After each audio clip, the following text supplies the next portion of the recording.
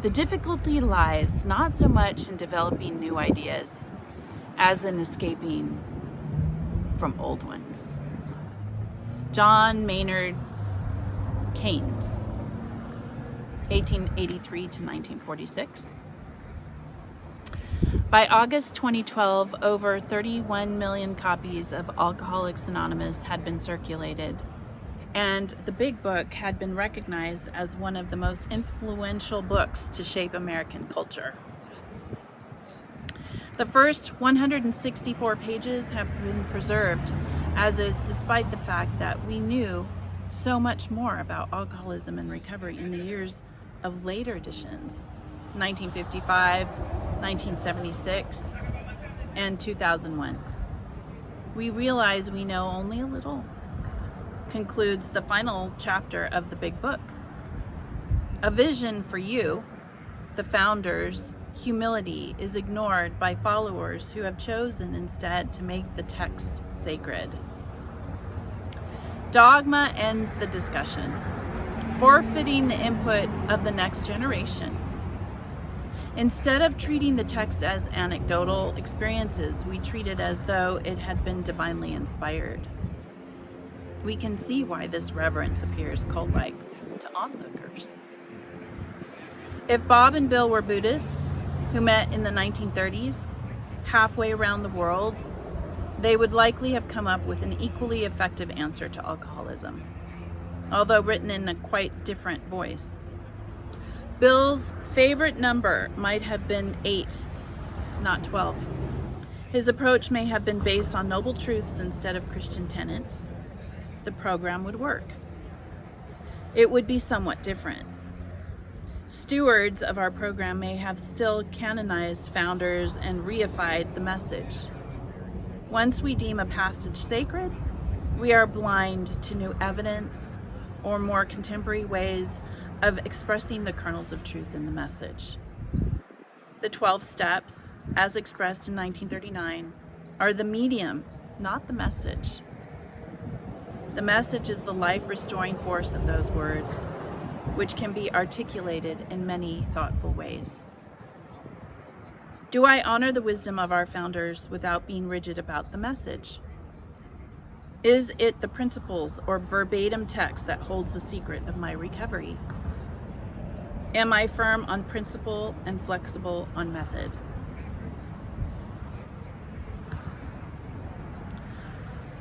I do notice when I go to my meetings with my girls that there are the rigid ones that think a certain way in how they express themselves in their belief system. God is definitely, in that belief system. And then there's women that I could tell they're already struggling, just trying to get themselves to the meeting, and they're not really, they just want comfort. And so I will see them kind of say, I believe in God, and yet quietly a couple have said, well, there are things in the Bible that I just don't agree with. So I think it's really important to feel yourself out when you get into a company of people, right? Where you're going to be safe enough to be able to express yourself enough in a way that will be comfortable for you, and yet you can still, if you no longer believe in a higher power or God or whatever, that you can still be treated like a human being. And I notice that when I'm honest with anyone, I can tell in their facial expression and their body language if I'm going to be accepted by them, right? And it can be very difficult because it's natural for us as human beings to want to be accepted by a group of people. And I've noticed that when I express myself to certain individuals, I can see the door shut, right? You can see it, that you can see the door shut once the words come out of my mouth. I don't believe in God. the door has shut and people walk off. Or they've kind of like, you can tell they just feel sorry for you. Oh, I hope she opens her eyes. Little do they know, I've had a lot of religious abuse, and I've read the Bible like 6 times. You know, with Jehovah's Witnesses, without Jehovah's Witnesses, the Bible never made sense to me, but I was always I always thought that there was something wrong with me. And now when I go into a group of people that feel like that they know more than I do, I really question it now. Now I can say, wow, okay, so I'm not dumb. I don't agree with them. You know, I appreciate that I got a hold of this book, and I also have looked at a couple of YouTube videos about the founders of Alcoholics Anonymous, and I thought that it was really, it provided me a lot of insight in how these people didn't want it to be sacred text, that they wanted it to be molded into what science, into new ways of thinking, maybe new information that would come out about how minds are affected by the drink, and how our minds are affected by addiction. Because I think addiction can be in anything. It could be in porn, right? It could be in materialism. It could be in the way that we define how we view life. So it's interesting to see how there's so much that you can be addicted to. It doesn't necessarily mean that it's alcohol. And if you can find a group of people that can help you in getting better, helping you realize that you're not alone in the world, and that there's pain that we have to deal with, and to deal with that in a way that can be balanced by eating, exercise, and not all of that is always going to work. Beneficial brain drugs that will help you, right? And so the program, I love that it said that it was a message that once we deem a passage sacred, we are blind to new evidence or more contemporary ways of expressing the kernels of truth in the message, right? So not to be blind by evidence that shows us that it's important not to keep things with constantly God in view, right?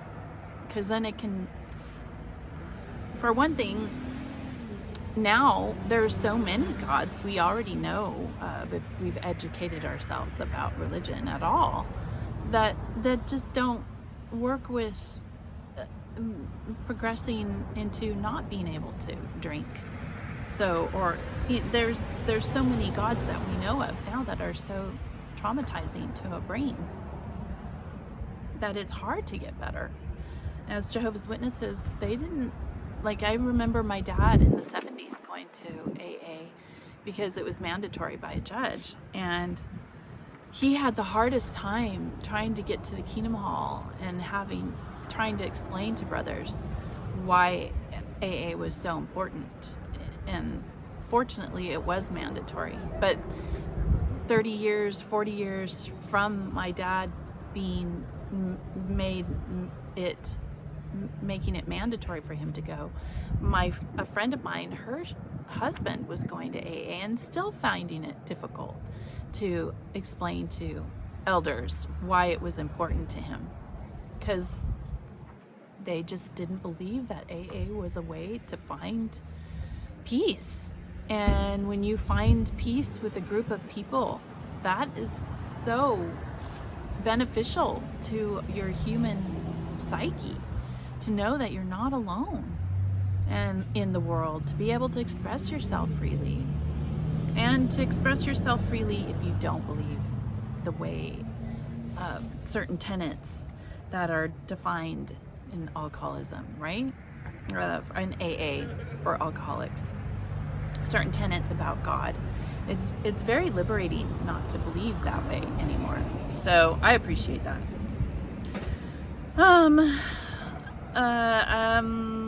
What else could I say? Well, I think it's important not to allow any text to be so sacred that you couldn't question it, right? Or that you can find some critiques that could make it better, right? So messages can be articulated in many thoughtful ways that can help someone. Do I honor the wisdom of our founders without being rigid? And I like that. I like not being rigid about anything, especially if I learn something new in science and how brains are working and how my brain is working. It makes it so much easier to understand why I'm having maybe a glitch, right? Or that I can see glitches around me and then I think, oh, wait a minute, this isn't working because our brains aren't working to find one, to find the glitches, and two, to make the glitch better. To make it stop glitching, to make my brain stop glitching. Is it the principles or verbatim text that holds the secret of my recovery? It's the principles. For me, it's principles. And am I firm on the principle and flexible on the method? Definitely flexible on the method, because everybody's different, right? Everyone is different. And the way we learn, the way we hear something, how we break it down, it is so fascinating. We are so different. And then we have years and years of genetics that have possibly affected the way we digest things, both in our bodies and in our minds. So, hello, we have to continue to honor that on an individual basis. So, anyway, I hope this helps you, and I hope it's not too loud. And we'll see, because I'm going to listen, and if I have to do it again, then I will. I hope this helps you on your healing journey. I took you to White Tea today. I got a chance to walk. My normal routine has been totally kind of off, so I'm having to try to regroup myself. And this is how I do it. I come with my husband, he goes riding.